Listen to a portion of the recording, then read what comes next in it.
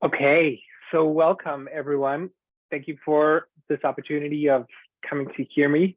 I'm kind of grateful that Ali canceled, that I get to study a bit more about this celebration of Chanukah in order to be able to teach. So let's look into a couple of points about Chanukah, and we're going to start off with a number of questions. Questions that some of them are pretty famous, that we're probably all familiar with, and then some of them are just difficult questions that are important for us to like analyze and try and work through. The first that is really an important topic, that we brought this up on Shabbos when we were talking, is in Jewish history, the time period of the Maccabees was a very short, relative to Jewish history, it was a very short period of time. So if we could imagine, we had Jewish history, we'd have Abraham, Isaac, and Jacob, then we have the 12 tribes, we have the story of Egypt. Coming out of Egypt, we have Moses in the desert, and then we had 400 years in the land of Israel, and then we had 400 years where we had the first temple built by King Solomon, and then it was destroyed by the Babylonians. We had another 70 years of exile, during which time we have the story of Purim, and then we had the second temple. And the second temple ultimately lasted about 400 years as well, 390 years. And the second temple, the time period that Chanukah happened, was right in the middle of the second temple period. Okay, so 390 divided by 2 is going to give you more or less 185. Is that right? 18 times 190, whatever it is, 195. 195, right? 195 years. And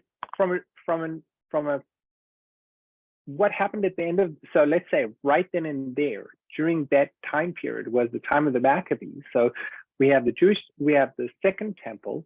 During the first half of the second temple period, well, let's say the Jewish nation are living in peace and they're being able to be successful with the second temple.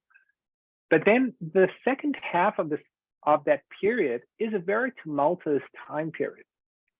The Greeks come in, and they come in with a massive force, and their behaviors towards the Jewish nation is not a one-time thing that was eradicated forever. It was a very short period of time that we got a bit of independence from the Greek entity, the Greek Empire. And then soon after, a couple of generations later, the Romans came in and took over. And then we had the challenge with the Romans, and ultimately the Romans destroyed the temple. So if Chanukah is to celebrate the time period where we got our independence from this empire that controlled us, that ruled over us, that tried to force us into abandoning the fundamentals of our faith, once the temple was destroyed, what are we really celebrating? Okay, so that is an important question. Once the temple is destroyed, what are we really celebrating? We're celebrating that there was a time period where we had some independence. It's difficult to process. You know, in an even smaller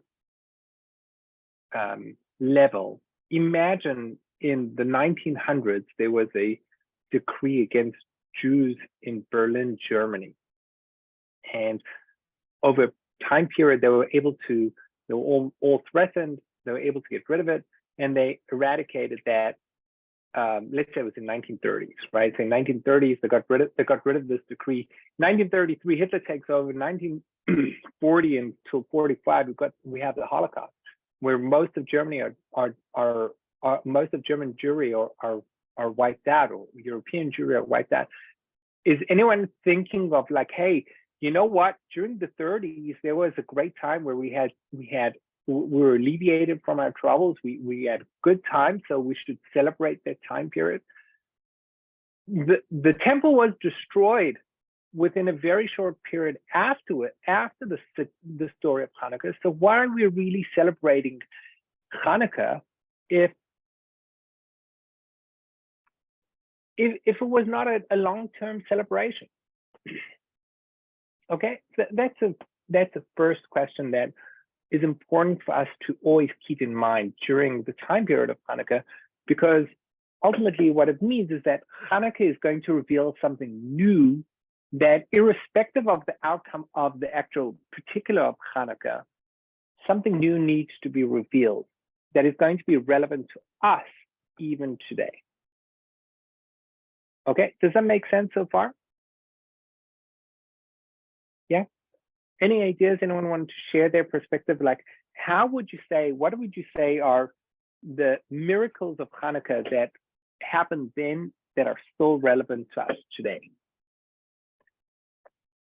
I'm opening it up to the crowd. The fact that we're a small group and they were a small group. Okay. Small group. Yeah. Well, I guess it's pretty much the same. I mean, the few defeated the many, or the weak defeated the strong. Would you say that is? I'm sorry, I didn't hear you. Would you say it's relevant to us today as well? Few defeating the strong? Well, there's still the few versus the many. I guess the few have survived. I don't know if it's a defeat necessarily, but the few have survived in the face of many, in the face of large opposition. Okay. How about the miracle of the oil? Okay, let's go into the miracle of the oil for a minute, because that's a relevant, that's always an important topic. What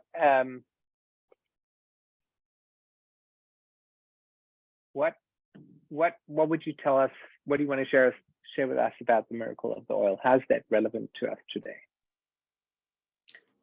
Well, it's relevant that if Hashem was watching over us then, hopefully he's still watching over.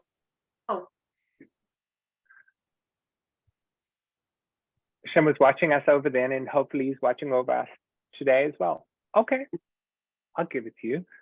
I think that one thing that just when I think about it, since I still have kids at home, that that the lighting of the menorah, and that's what the kids concentrate on a little bit more, is the miracle of the oil. It's a good life lesson, to teach the kids about Hashem and about Judaism, but it's also a constant reminder of the everyday miracles that we see in gratitude. I mean, from a parent point of view, to help teach our children. So that's what I like to use the oil, the miracle of the oil for, that there's miracles all around us all the time. I don't know, that's the way I interpret it. I don't know what you think, Rabbi, but that's how I look at the miracles of the light, that we have everyday miracles. That we have everyday miracles. Okay. If you're open to them, you'll see them. You know what I mean? That's what I try to teach the kids with, the whole lesson of gratitude and everything. Right. On Shabbos, we were talking a little bit about this concept that the importance of being able to look for God in our life. That was something that we did focus on. Okay, I want to talk about light for a minute, because that's an important part. So in the beginning of time of relevant creation, in the book of Genesis, we have in the beginning of God's creating the heavens and earth, when the earth was astonishingly empty with darkness upon the surface of the deep, the divine presence hovered above the surface of the water. God said, "Let there be light," and there was light. And God saw that the light was good, and he separated between the light and the darkness. And God called the light day, and the darkness he called night, and there was an evening and a morning one day. Now, was the sun created yet? No, I don't think so. Not yet, correct. Sun was not yet created. What is the source of our light in today's universe? The sun. So what is this light that is being referred to in the time of Genesis? So you're muted. You can only see a mouth. To Gadi. You're not talking. No, Okay, I'm puzzled by this. Okay, good. So what is this light that is being referred to that we find at the time of creation? God created light. What is this light? If the source of our light is the light of the sun, this must be a different light. Okay. Any ideas? Anyone heard anything about this? Is it a spiritual light? It must be a spiritual light.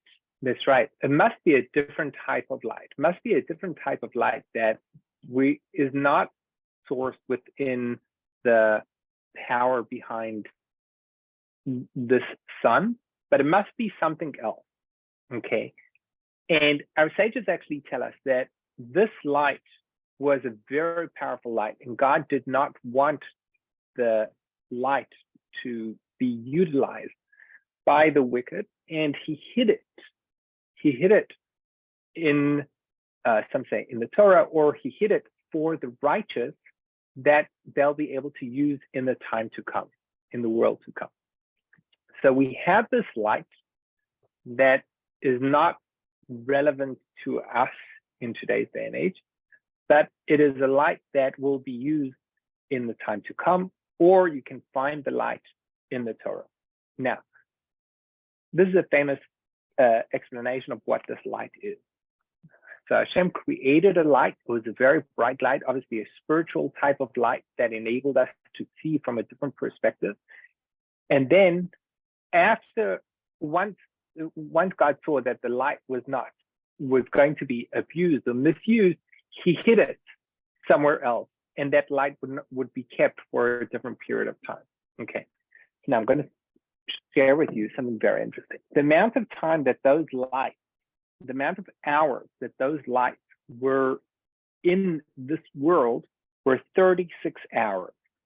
The Rokach says that it was 36 hours. We had the light available to us, or this universe received that light for 36 hours. So in a simple way, I mean, okay, so why is it relevant to me? What's this relevant? So the Rokach goes and says, he says, those 36 hours that are used, those 36 hours that the light shone in this world are represented by the 36 candles of the menorah. So we have 36 candles plus 8 from the shamash, but 36 of the actual mitzvah of the menorah. So Rokach says that those 36 candles are represented by the 36 hours are represented by the 36 candles. So there is a connection between the original light that was created at the time of creation, and there is a connection between that light and the light of our menorah. So what we're going to try and do is going to try and find that parallel. What is this connection between that light and our light? And perhaps that could be a relevance to us as well. Okay, so let's go back. Question number 1 was, what really changed at the time of the Maccabees? A very short period after the temple was actually destroyed. So they came and they defended their temple. They were able to light the menorah. They were able to take control. But after a very short period of time in relevant Jewish history, they lost all their control. So in what way is Chanukah relevant for the rest of time? And then number two is, how is this connection, this light that is connected, how is it connected to our Chanukah? What is that light, right? As I think Brenda said, this must be a light of a spiritual light. Okay. So one more point that we're going to work on, and that's going to be understanding the concept of the Yevanim, of the Greek Empire. The Greek Empire are represented in Jewish traditional history as darkness. They're called darkness. So if you go through the Ma'oz Sur, there are 4 stanzas, 4 paragraphs of the Ma'oz Sur. The first talks about Egypt. The second talks about Babel. The third talks about Yavan, Greece. And the fourth is our exile today, that refers to the time of the Roman exile that we're still going through today. Okay, so we have 4 exiles: Egypt, Babylon / Persia. Number 3 was Greece, and then number 4 is Rome. And our sages also tell us, from a Kabbalistic perspective, when God created the world, there were 4 darknesses, or 4 experiences of emptiness that existed at the time of creation. And that is the second verse of the Torah. So Hashem says, "Bereshit bara Elokim et hashamayim v'ha'aretz." At the beginning of time, God created the heavens and earth. V'ha'aretz haita, and the world was tohu vavohu v'choshech al pnei tehom. The earth was empty, astonishingly empty, darkness upon the face of the deep. So empty, tohu, vohu, choshech, darkness, and on the face of the deep. So we have 4 types of lack of essence. Let's work with that. Lack of essence. You've got something that's completely empty, null and void, dark and deep. These are places, these are 4 existences of emptiness. And God's presence hovered over the surface of the water.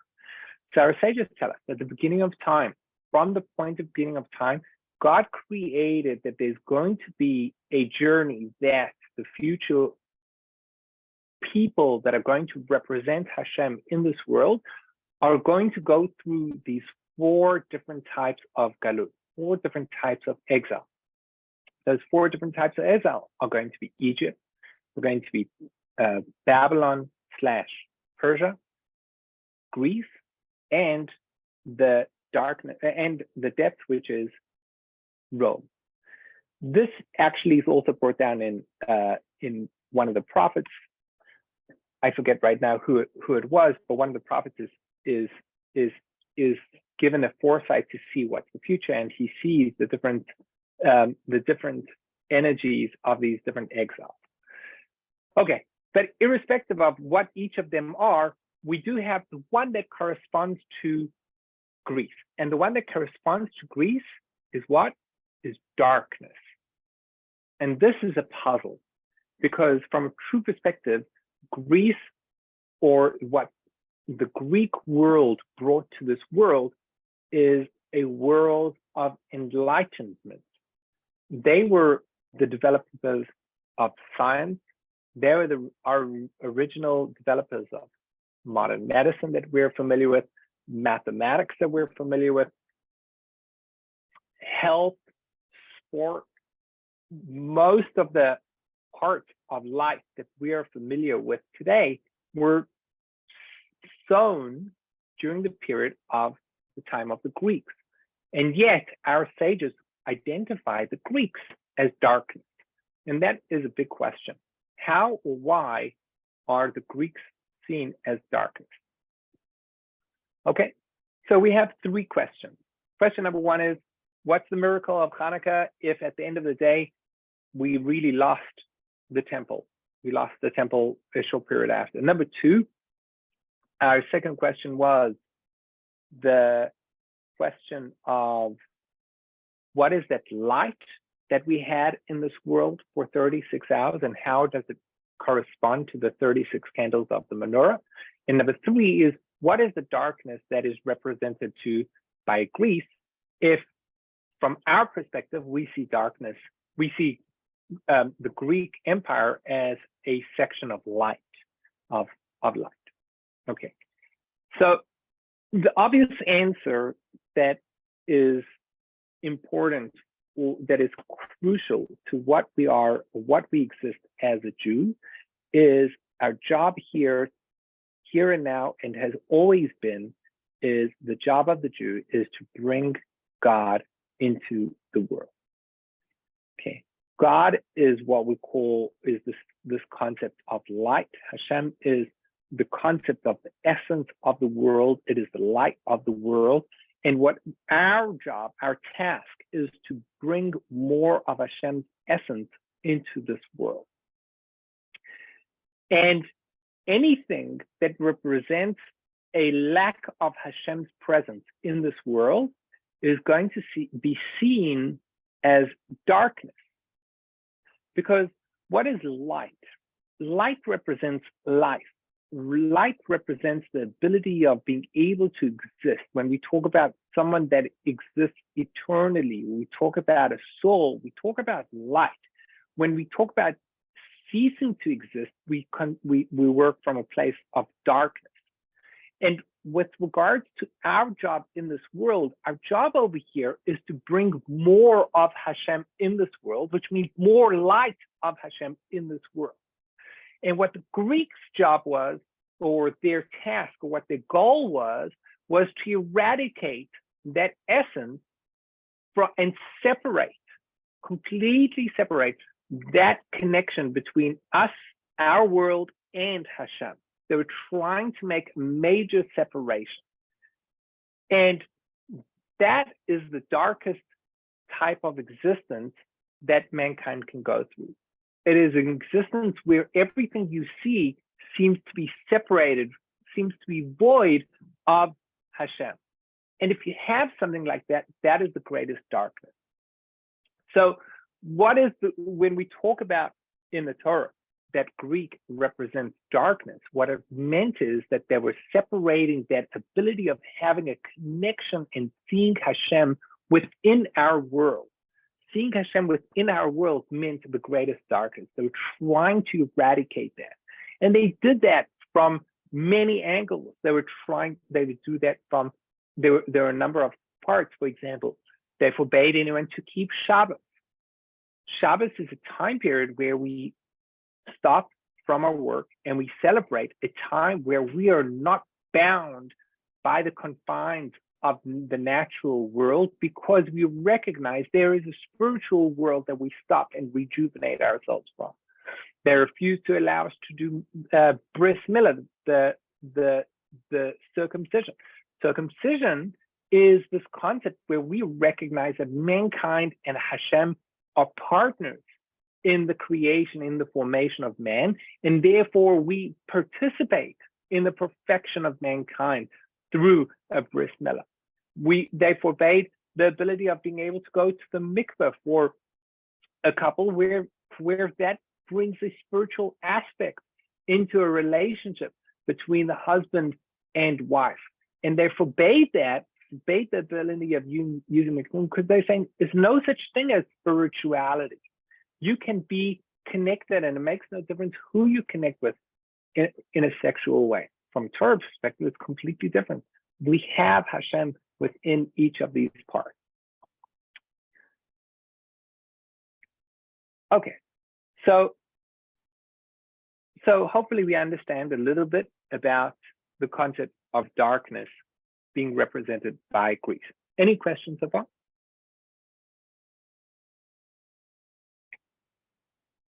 Wait, I have a question.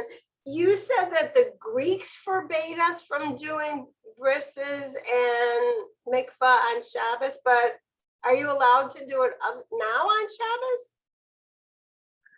No, they forbade from doing bris milah, circumcision, or Shabbos, Oh, or keeping okay, I all three of them. misunderstood, sorry. Yeah. Okay. So the Maccabees, they fought back. Okay. And this is a very important concept. They fought back during probably the most bleak time in Jewish history. They fought back during a time period where the rate of assimilation was phenomenally overwhelming. The rate of assimilation was phenomenally overwhelming. Where people, Jews, were buying into the product that the Greek world were selling. They're buying into that concept. It's a very, very bleak time. And the real question is, what is it that they saw? What did they see in order to say, hey, this is the time we got to go and fight for this? What is it that they said, you know what? We only have one bottle of oil. We're going to light that oil instead of splitting it up into, 7 parts. What is it that they saw that they said, I don't care that we have the greatest army ever in history fighting with elephants. We're going to go out and fight. And what is it that they saw that they probably realized that this is from a long-term perspective, it's going to be a losing battle, that within a short period of time, the temple is ultimately going to be destroyed. What is it that they saw that they said, there must be, we recognize this and we're going to go out into this. So the concept that I want to share with you today is like this. This concept is really relevant more to Pesach and the counting of the Omer, but it is still very relevant to today. People, there is this concept at the time of Passover that the Jewish nation were at a very low spiritual state. Anyone familiar with this? And Hashem had to rush the Jewish nation out of the land of Egypt, because had he not done so, they were already at the 49th level of impurity. You've heard of that concept, that the Jewish nation were in the 49th level of impurity, and then they were brought out of Egypt and they were raised to the 49 levels of purity, of holiness. And then the day after was the giving of the Torah, which was the completion of this period or this experience of perfection, of purity, of holiness, of spirituality.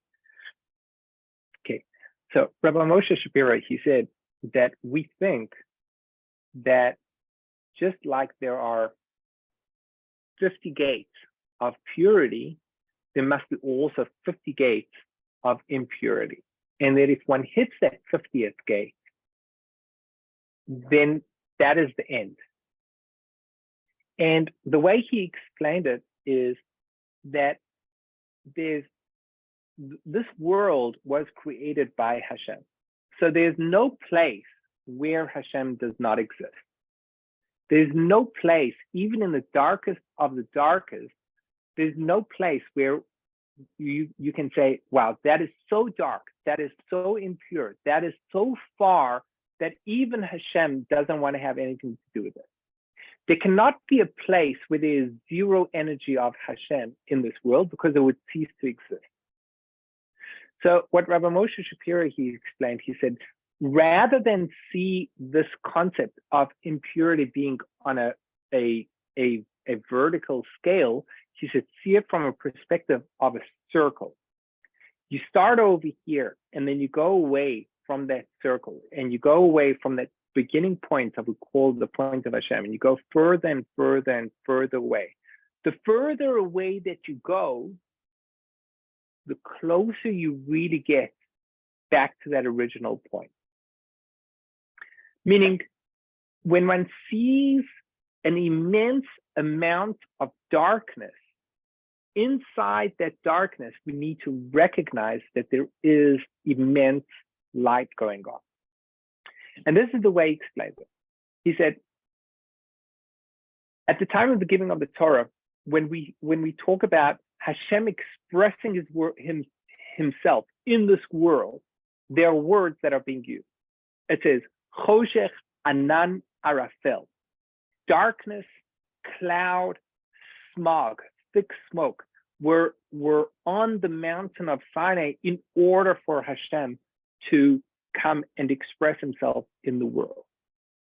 So I say to that, why do you need such bleak, scary expressions of darkness, cloud, thick smoke? Why do we need all of that? You'd expect Hashem to be immense light. Why is there so much darkness? So the answer is that it's like an atomic bomb. An atomic bomb, right, is immense, immense light, right? The repercussions of the atomic bomb, I think I read it when I was a teenager. We had to read one of the pilots that dropped the bomb. They were told to drop the bomb and fly at full speed away, and they were told to put on these goggles that were completely blacked out. And they said the light was so bright, they were told to close their eyes, wear these goggles. The light was so bright that they were completely blind, and they were flying blind for about 5 minutes before their eyesight began to come back, which means there's an immense light. And in order to allow that light to penetrate, in order to allow closeness, in order to allow closeness of that light, you need darkness, you need layers of separation in order to allow the darkness to come close. Okay, so on Mount Sinai, where the Jewish nation are going to receive the Torah, where Hashem is going to bring down his presence, in order for Hashem's presence to come, so much light, what he needs to express or needs to have in place are layers upon layers and upon layers of separation to buffer that immense light that Hashem brings into this world through Hashem's expression in this world. You need separations of darkness, okay? But if you're on the other side of that wall, all you see is immense darkness. So what was happening, let's go back to the story of Chanukah. At the time of Chanukah, what the Maccabees saw, they saw immense darkness. And it was getting darker and darker and more bleak.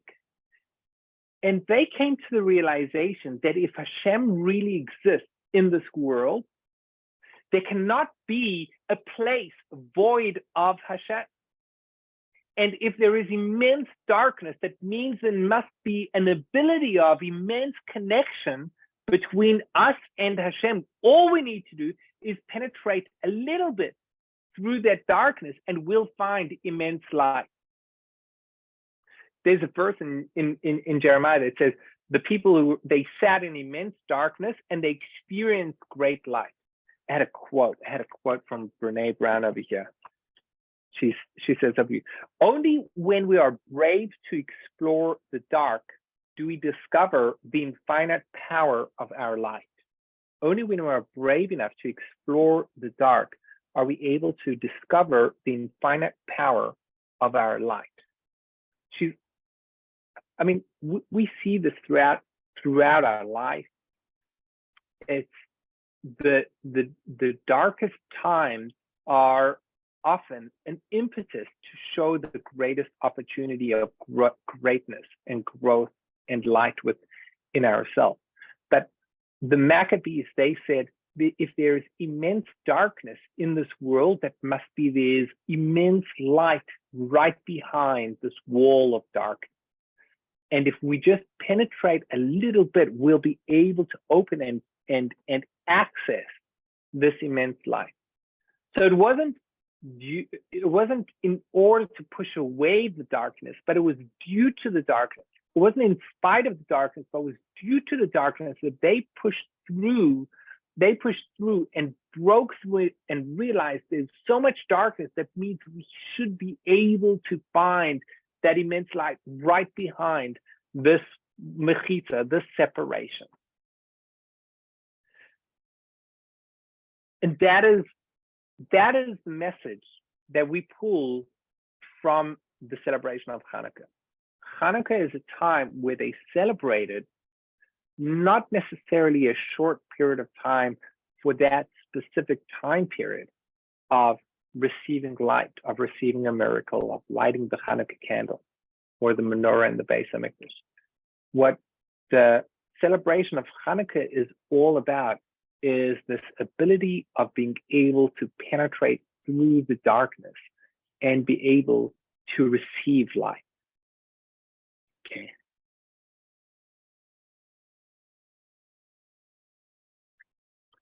So we started off, we were talking about what is this light that Hashem hid from the 6 days of creation. He hid it in the Torah, or he hid it in for the righteous for the time to come, or they're also represented by the 36 candles of Chanukah. And perhaps this is exactly that point. The point of realizing that there is light beyond the darkness.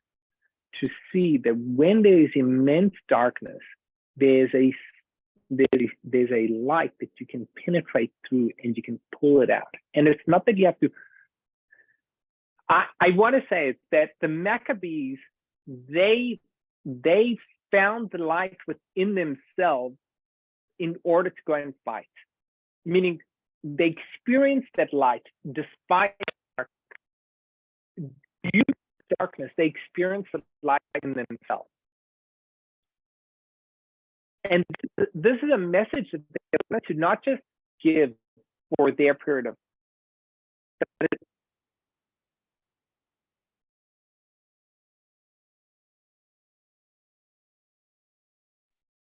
Rabbi Gadi, we can't hear you. I don't know what's, Rabbi Gadi? Can we hear him? No. No. Rabbi Gadi, we can't hear you. We can't hear you.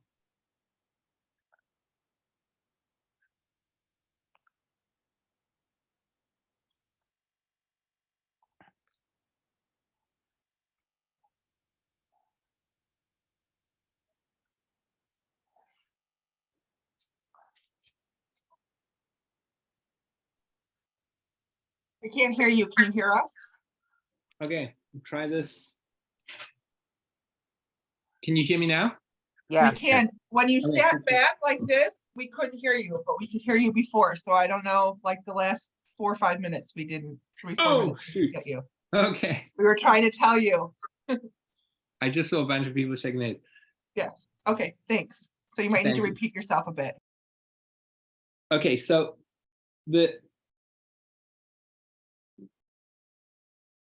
we had we had 3 questions, I think, that we were working through. The first question was, what is this light that is being referred to from the time period of creation? This light is, on the one hand, it is the ability of allowing God to penetrate into this world, but on a much deeper level, this light is that power that we have, that we can shine through the darkness. We can connect in the most dark and difficult, challenging times. We can utilize our own light to find that this darkness, or to see that this darkness is merely a wall, a separation, and behind the separation is an immense amount of spiritual greatness, immense amount of closeness to Hashem. My Rabbi Shimshon Pinkus, he's on our friend. He used to say he traveled a lot, South America to teach. And he'd been in many, many airports. He'd been in many, he'd seen the most challenging places of our world. And he used to say, he would say, sometimes I ask myself, I was like, Hashem, what in the world did my soul do that I needed to come down into such an unholy, impure society? That was his statement. He used to say, what in the world did my soul do that I had? Why couldn't I come back? Why couldn't I have been born into a simple life in a shtetl where, there was no immorality, everything was simple and kosher, and there was no drive towards any craziness? What is it that I needed to be driven and be born into such a challenging, difficult, spiritually bereft society? And he said, and then I came to the understanding that the truth is that all of the darkness that we see in today's day and age, all of that darkness is merely, it's mechitza, it's a separation. And the thicker the separation, what it means is the greater amount of energy, the great amount of light that exists behind it has to be. And he said, all one needs to do is to realize and identify, here is the challenge. The challenge is presented right in front of me. All I need to do is need to penetrate through it. And if you see things correctly, you can recognize that it's not a challenge, but it's an opportunity. It's an opportunity to break through and see that light and pull out that light from within there. And this is the message that the Maccabees placed for us. This is what they planted for us. It makes no difference which time period in Jewish history we may live through, we may exist through. It makes no difference if it's the time of the Romans or the time of the Inquisition or the time of the Germans or the time of America. It makes no difference which time period we live through, and it makes no difference what that actual challenge of that generation is. If we only were able to be given the correct bifocals or focals of how to see the world. And sometimes all it is just changing one's glasses. Heaven is a new pair of glasses. Being able to see what our challenge is and to reframe a challenge from a place of a challenge or an opportunity. That is the greatest gift. And Chanukah specifically comes at nighttime. The mitzvah is to light the Chanukah candles at night. And it's at a time of winter, especially in America, in North Africa and Israel. It's a time of winter. England. It's a time of winter. Chanukah is a time of winter. You know why it's a time of winter? Because this is when there's cold, where there's no emotion, and there's lack of emotion. And what we need to do, darkness is a lack of emotion, right? What we need to do in Chanukah time is to warm things up. And the miracle is a celebration of the candles.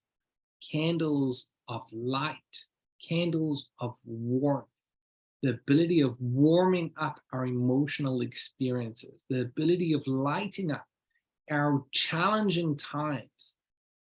That is the greatest gift that the Maccabees gave us. They gave us this ability of being able to see that when you're in a period of immense darkness, you can see it maybe even on the 49th experience of darkness, where everything is completely spiritually bereft.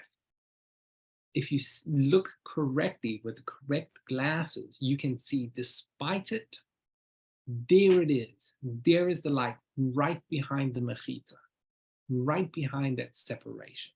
The separation is what enables us to be able to find that connection. You know, we talk about in the Jewish world, in the Orthodox world, you know, every Orthodox synagogue has a mechitza, and a mechitza is ultimately, you know, it's a separation in the synagogue where men and women sit separated. And it's a very touchy topic. If we look at the mechitza from this perspective, a mechitza is not necessarily a separation, but it's an ability of being able to bring close.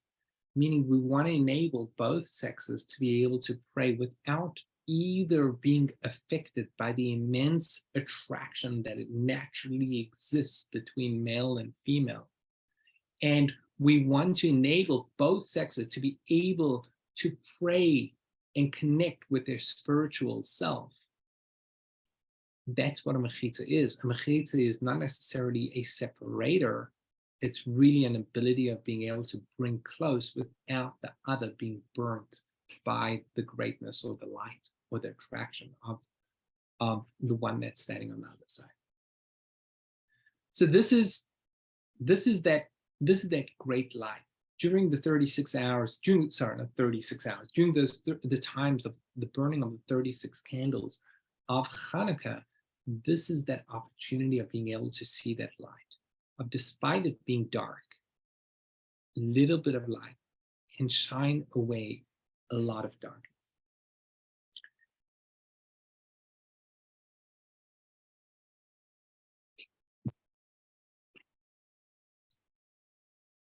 Okay, let me just make sure I didn't. Oh, listen to this.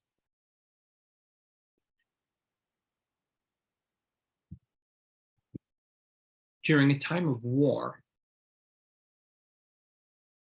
heroes are made. During a time of poverty,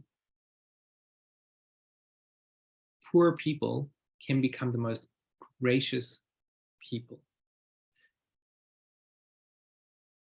In the Holocaust, we are familiar, each of us are familiar with numerous stories of people who went and hit one Jew or hit 3 Jews.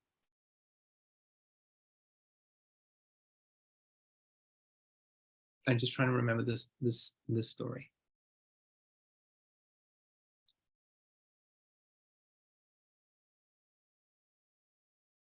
A woman, forgive me because it just came out into my head, but the story is that a woman was looking for, she escaped from the Warsaw Ghetto, and she went to a doctor on the other side of the ghetto wall to get medicine for her baby who had, I think it was flu or pneumonia. And the doctor said, "You go back, they're going to kill you." She said, "How can I go back? How can I not go back? I have my baby daughter." So she said, "Go bring her back. Go bring her to me." She said, "I'm not leaving my husband." So she said, bring your husband as well. And the 3 of them, this father and mother and the baby, they spent the next 4 years in the attic of this German doctor or Polish doctor, and survived the war through this Polish doctor. And pretty recently, they brought her, she survived, I mean, within the past 10 or 15 years, they brought her to Israel, and they had a photo up where they had the parents who survived, and all of the children, grandchildren, and great-grandchildren. Over 120 individuals were all there and they were all together for a wedding, right? It's one small act that one doctor did at a time of war that empowered her to have, can you imagine the merit that this person gets forever and ever and ever of being able to have a hand in hundreds and then thousands of Jewish people who are learning Torah and doing mitzvahs every single day. Can you imagine this simple Polish lady who was a doctor during the war? During a time of war, we get an opportunity of seeing greatness, of achieving greatness. During a time of war, when everyone is struggling, that is the greatest opportunities to make fortunes. So the story goes that a wheat merchant, he came to visit the Chafetz Chaim before the Second World War. During that time period in the entire Europe, there was immense blessing of success, financial success. And he was a relatively wealthy merchant. He was dealing in wheat. He came to the Chafetz Chaim. The Chafetz Chaim said, "No, how's business?" He said, "You know what? Business has never been more tough." He's like, "What do you mean?" He said, "There's such an abundance of wheat. When I try and sell my wheat to a baker, he complains and he kvetches about the quality of the wheat and the quality of the flour, and the pricing is so competitive. It's so difficult to make a buck. It's really difficult." And a few years later, 5 years later, he comes back to visit the Chafetz Chaim. It was after the First World War. After World War I, he was like, there's immense poverty, immense drought, shortage of everything. Chafetz Chaim asked him, "How's life?" He said, wow, it's never been better. He's like, "What do you mean? We're all going through this massive drought, shortage of everything. And you're telling me business has never been better?" He was like, "Absolutely. I have my resources of where I'm able to get my wheat. I bring it to any baker that I choose. He will take anything that I have to offer and will pay top dollar for it just because it's available to him. Business has never been better." At a time of war, at a time of shortage, at a time where there is struggle, that is when greatness is able to be achieved. At a time of war, that's when we get our heroes. At a time of war, that is when we see greatness coming out of people. And the Maccabees are those that gave over this message. It's a time of war. It's a time of darkness. It's a time of challenge. We can utilize this opportunity to achieve immense greatness that would never have been able to achieve during a different time period in Jewish history. And that is the message that they give over to us. And that's what the Chanukah candles represent for us. The Chanukah candles represent to us that despite the darkness, greatness can be achieved. Despite the darkness, we can find the light behind this wall of whatever wall and challenge we're going through.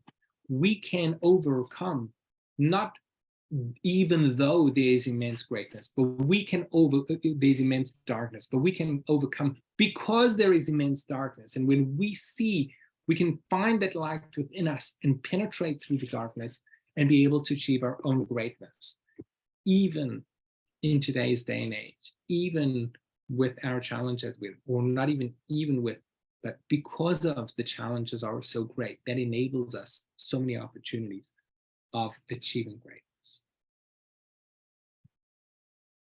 Okay, thank you all for listening. If you have any questions, I'm here. Nice. Isn't that they all had Imuna? You could say it like that, right? Yeah, you can say that. Yeah. It's definitely that they had Imuna, they had belief, but it needs to go so much deeper, right? It's a type of Imuna that is in the darkness, that is seeing through the darkness, right? Thank I- you. Hey, thank you, first of all, Rabbi. It was a wonderful class, but I Yeah. think what I learned the most is that we've always talked about the miracle of the oil and the miracle of the war, of the Oh, we can't. You went mute, Brenda.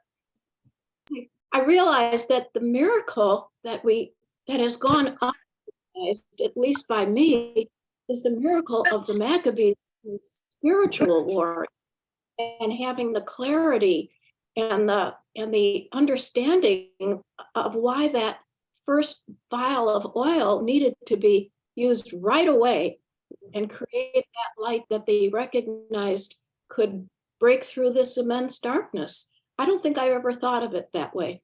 So thank you very much. Good lesson. Really good. Mm,